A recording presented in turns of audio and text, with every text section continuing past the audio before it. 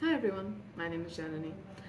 Today I wanted to tell you about the importance of joy in making sustainable lifestyle changes when you're on a health journey. Firstly, it is harder to reverse an issue than to prevent an issue.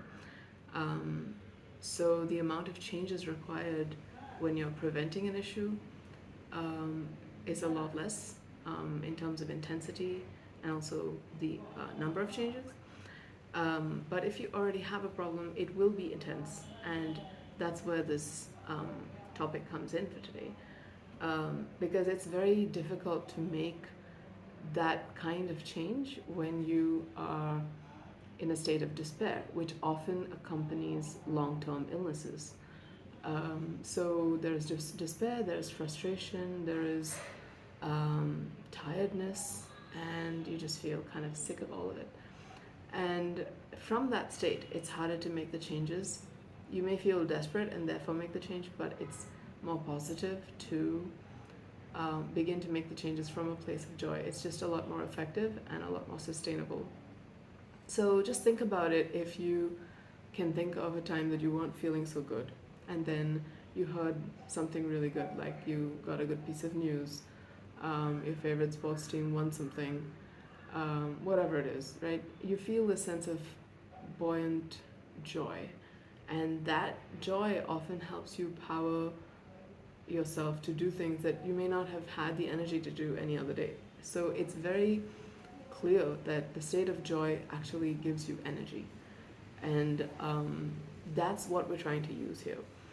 When you have to have a regular exercise regimen, or you have to change the way you eat, and you feel that sense of resistance of um, already there is no joy in my life.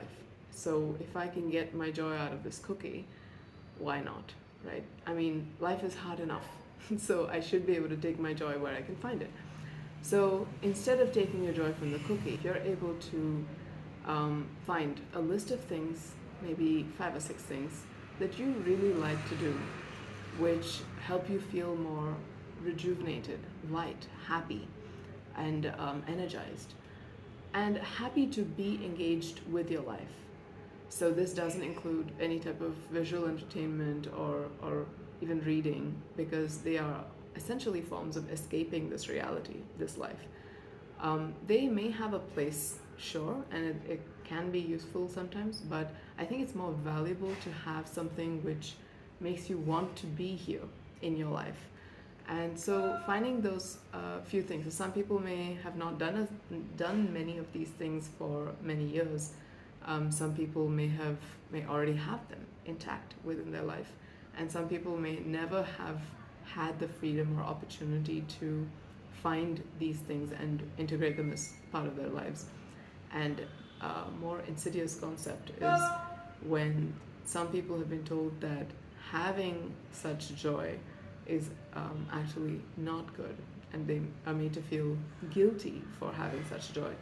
That's another element that can obstruct finding out what these things are.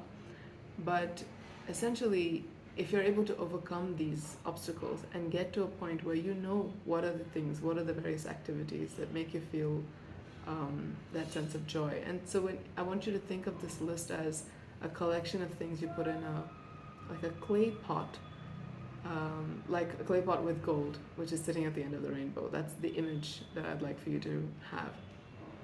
Um, so you can pick from that clay pot any of the gold pieces, which essentially are representations of things that you like to do.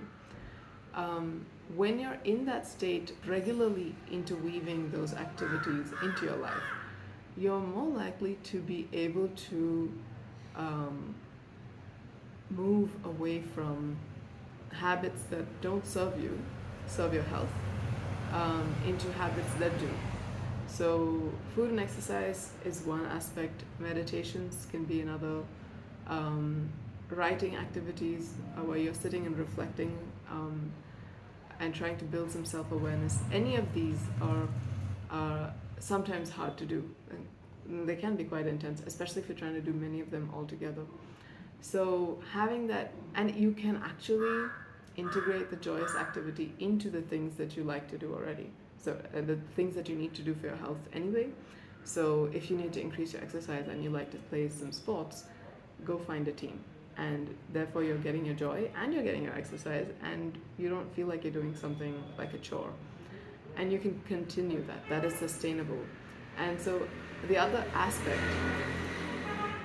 the other aspect is that this list needs to be varied enough that you'll be able to pull things from it in different scenarios. If you have constraints, like you have small children or you are traveling a lot for work, you should still be able to find some things that you can do to increase the joy in your life.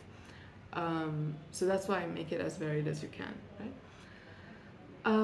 Once you have this list and you're integrating it, you're going to feel like you don't depend on the food or the TV or Netflix or anything else that you do which is not really serving you well. So it's basically shifting your relationship with joy to things that are more healthy. And from that, you have more energy, you have more engagement with the world. So you're able to actually sustainably do the things which can be quite hard to change the direction of your health and your life. So the second thing about this is that even the changes you make, the role of joy is really important in that.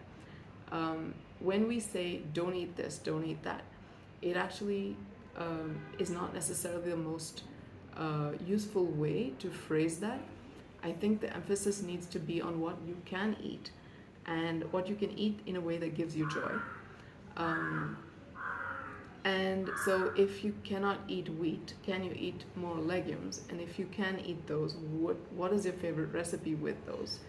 Can you make black bean brownies, for example, sweetened with dates? So essentially there are lots of recipes that can fit into the constraints of what you're allowed to eat for that healing period, which can still give you the sense of joy.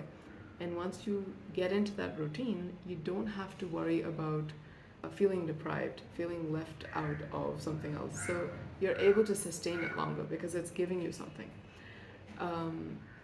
So to rephrase quit sugar, it's what can I eat instead? What do I enjoy eating that happens not to contain sugar, right? So this is a reframing type of thing so that you're getting some intrinsic reward by doing the activities that are good for you. The third thing that I'd like to emphasize, apart from the pot of joy activities, the joy within the change themselves, and the third thing would be to not have stress when you are implementing the changes for your lifestyle. And this is easier said than done because sometimes the changes, you gotta do exercise, you gotta do meditation, you have to change the way you eat, you have to chop a lot of vegetables. It's a lot. It can be quite a lot. So on the days you feel overwhelmed, skip some of them. Some days, skip all of them. So long as you're not deviating the bright lines, like the big no-nos, like don't go eating sugar, gluten, dairy. Those may be the big no-nos for you. It may be something else for you.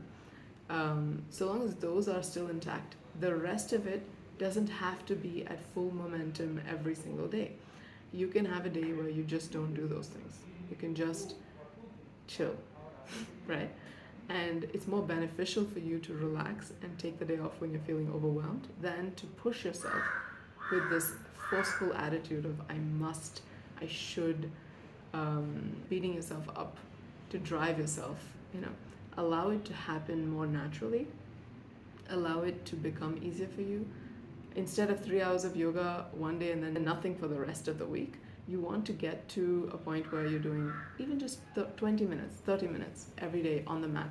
And it can be easy yoga, like just lying in Shavasana or doing some child's pose or whatever it is. But you're spending that time, you're making that commitment on a daily basis. And even if it's small, it's beneficial in some ways. And then when you're on the mat, that is basically getting on the mat is the trouble for a lot of people. Then you may feel like, okay, why don't I try this? And why don't I try that? And then you can actually lose track of time because you're enjoying yourself. And so essentially, not to get stressed that you're not able to do it every single day, do some form to just keep that habit going, but you can take it easy, and that's okay because it's not every single day that is going to heal you, right? In and of itself, essentially. But it is every single day in terms of the longer progression and the accumulated results. And that's what you're really looking for. So don't stress. That's the third aspect, because the stress is damaging. It's not productive for your health journey. Um, the second is to include joy within the changes you need to make so that you can sustain them happily for a long time. And the first point was make sure that you have a collection of activities that give you joy and integrate them into your life so that you have the energy to make these changes. I hope that it makes it a happy journey for you. It may be hard, but it doesn't have to be without joy.